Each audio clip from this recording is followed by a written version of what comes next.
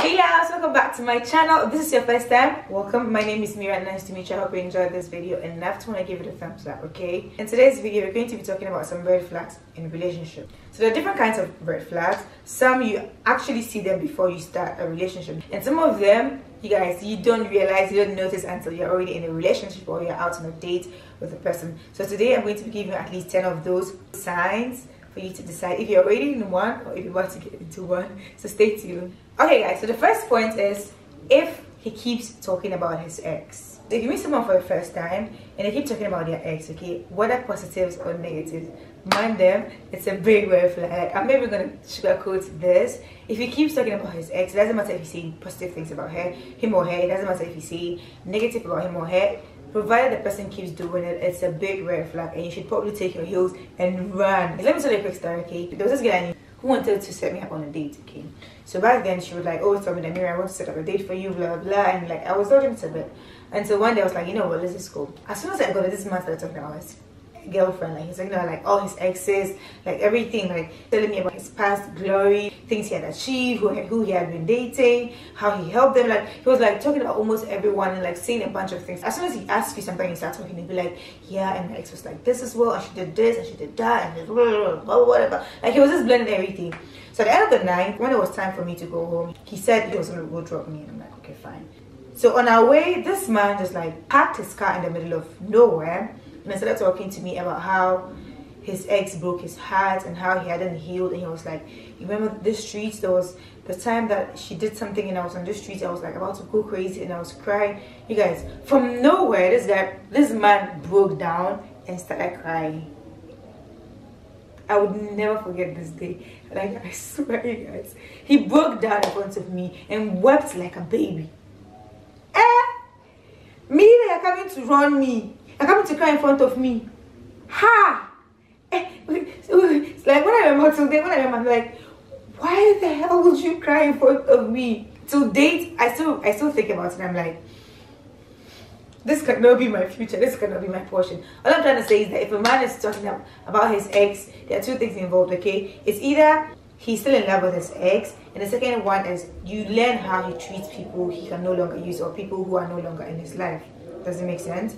You get to see how he treats people who are no longer valuable to him. So it's up to you to decide if you want to be with someone who would like literally paint you black each time he gets the opportunity. Moving on to point number 2. Okay guys, so point number 2 is how he treats other people, okay? So if you go on a first date or if you meet someone, always check out how they treat the waiter, the waitress, how they talk about other people. Watch those little things, because most of the time that is where everything is hidden. If he's talking about his mom, his parents, his family, how does he talk about them? Now this might look like it's very basic, but most often how a person treats someone they have nothing to gain from will determine how they'll treat you eventually. I dated this guy once, and you guys, each time we went to a restaurant, he would shout at waitresses for like the least thing, for something you would look at and say, oh, this is not a big deal. And back then, even when he did that, I could have kept him in check. I could have confronted him and asked him why he does it or whatever, or I could have just bounced. But instead, each time he did that, I would say, okay, maybe they were really wrong, because he treats me very nice. Like he's actually a gentleman when he's around me, so he's definitely a gentleman, which is not always the case. I only realized that I was playing myself when the relationship was almost over and then his true colors were now showing. Okay, so basically what I'm trying to say is that just pay attention to what people are doing. There could be a wolf in a sheep's skin. So the next red flag is if he keeps asking what you want to do, or what do you want to do, or like what should we do, or all those things. So if you're meeting someone for the first time, now here's the thing, sometimes we mistake being nice to being a gentleman, okay? So sometimes men, especially fat boys, are very good at playing with your brain. They're very good at playing with your mind. So if you meet someone for the first time and he keeps saying, oh, so what do you want to do, what do you want to do, and he keeps insisting, even after you told the person that you don't even know what you want to do, or even after you told the person to surprise you or whatever, the person keeps asking, like it pisses me off. Now let me explain to you.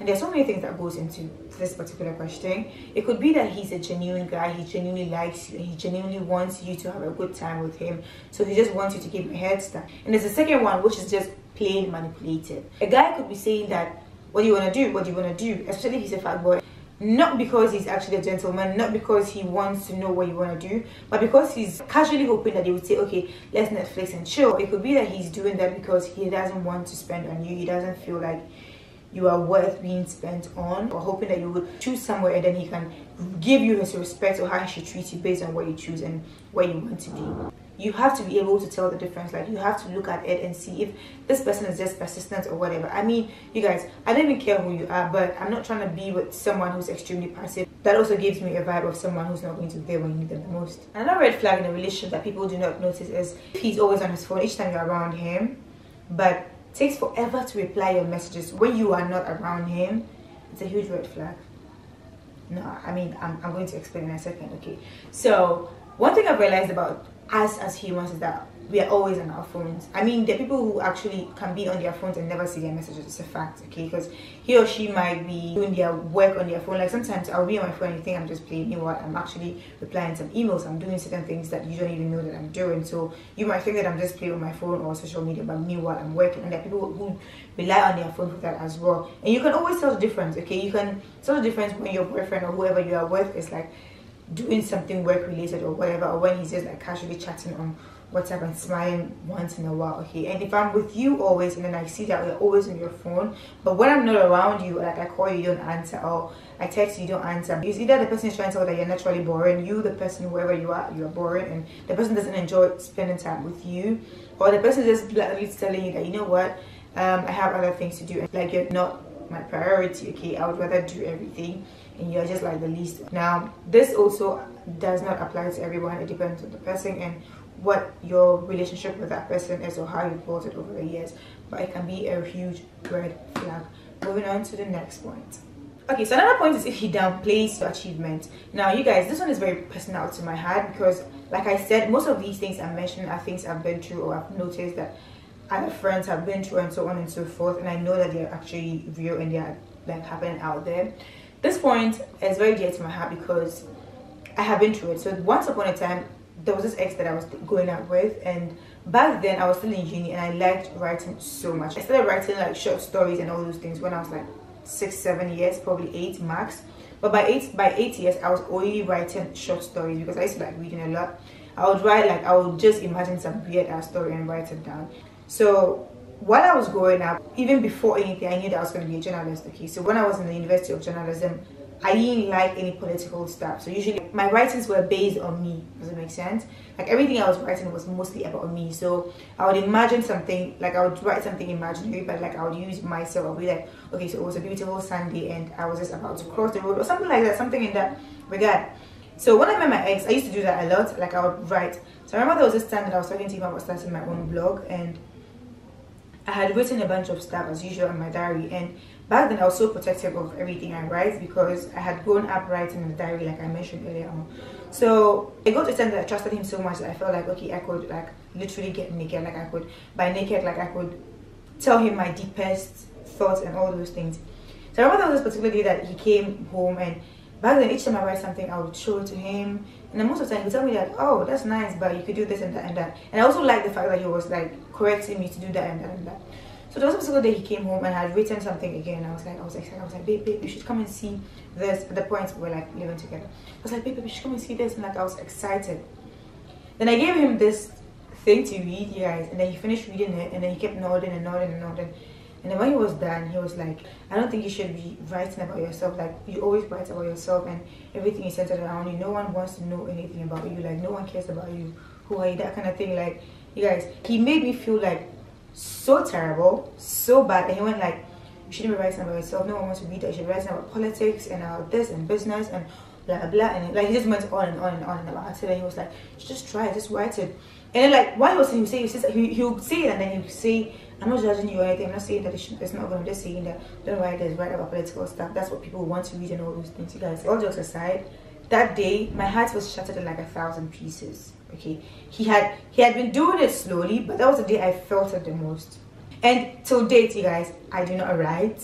I know it sounds silly, but after I stopped writing in my diary, I stopped writing because each time I wrote, I could hear his voice telling me that no one would ever read that. That one is on me. I should be healing from that. But I'm just trying to tell you that a partner who downplays little things, no matter how little they are, would do it in a bigger way eventually, would gradually show it without even realizing it. Because sometimes they don't even know they're doing it.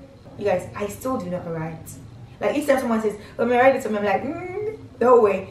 Sometimes people downplaying your achievements can go in a long way to shrink you. So be careful which man you accept in your life, and take note of it. If he downplays your achievements, sweetheart, he's insecure and he will drag you down with him. Vamut. Run. Okay, moving on to the next. Okay guys, so another point is midnight booty calls. If he texts you at random or weird hours all the time, run. Okay, you guys, run. I feel like I have a story for almost each and every one of these things that I'm talking about. I don't care how lonely you are, I don't care how good that D is, okay? If he texts you at midnight all the time and ignores you during the day, he is not your man. He is not someone you should even be giving your time to. He's not someone you should even be giving your coochie to, okay? I don't care how good that dick, like I said. I'm not trying to judge you, but this is facts, you guys. I've met so many men who would like just like casually sit down somewhere and text you at 12 like, hey, what's up, what are you up to, hoping that no, it's a huge red flag. And you should know that this person probably has no intention, unless that is what you want, and that's up to you. But if you go out with someone like that, or if you like entertain someone like that, don't come crying, don't get disappointed when things do not go right because you got it upon yourself. Another relationship you should run away from is a guy who constantly has besties, like a guy who has so many female besties, and all the time you hear him say, oh yeah, my bestie, and yeah, oh my god, my heart, my chest. Excuse me? That nonsense Ghanaians have started. Ghanaian men and women have started lately. Like, if you meet a guy, okay, and he starts talking about his bestie and his bestie that and what, says run, okay? Unless that bestie is like a childhood friend, unless that bestie is like someone you know that he has been, like they've been friends forever, then yeah, okay, that makes sense. But if it's like someone you just like both of you just met, or like this week he has like a best friend and next week he has this new best friend, run from it. These men and ladies cannot be trusted. I can't even stand a man who's friends with every girl on earth. It's a huge turn off for me, okay? A man who's too flirty would sometimes give you the illusion that he's just nice, he's a gentleman, but meanwhile he's not, okay? So if he has too many best friends and close friends and they're all females, it says run, because see, they're going to do it right in front of you and he's going to introduce it to you, and you will feel dumb when you finally find out. I'm just saying, if you see that, run from it, or tell him that you don't want it, and if he doesn't listen, find the door and just run as much as you can, okay? Next point is if he keeps complaining about your friends and family, okay? So this one, I also have a story time for it. Now, one of the things about a narcissistic or a psychopathic man, is it alienate, whatever, they separate you from your friends. Like what they do is that they seclude you from your friends. They try their best to make you feel like they are all you have. They are the only ones you can rely on. They're the only ones you can depend on. And when they have you there, then they make you feel like, okay, your friends are the enemy. They pull you away from your friends and every other thing and get you to a spot where you're so dependent on them emotionally, physically, and everything. And then they start abusing you. It could be emotional, it could be physically, it could be whatever. That is when they start abusing you. If you're with a man, he keeps downplaying your friends and always looking for a way to like cut them out of your life, sweetheart, you are like in deep red flags. Unless you didn't trust your friends and family in the beginning, you should not be listening to a man and doing all sort of silly things simply because he's pushing fire into it. Because you know what? A man can wake up any day and leave you. And don't get me wrong, your family and friends can also betray you and can leave you as well. But if you created a bond with them for like so long, sweetheart, if something happens in that relationship, they're the ones who would hold you. They're the ones you would fall on. They're the ones you would come to. So don't let any man try to do that for no reason, okay? You should know the difference. So the next point is if he keeps talking about his accomplishments, what he owns, and if he keeps talking about himself. Now, I don't care who you are, okay? A man who turns me off is a man who's constantly talking about, okay, and I have this, and I have that, and I have this, and I bought this, and I bought that, and see my watch, I just got this watch, I just got this car.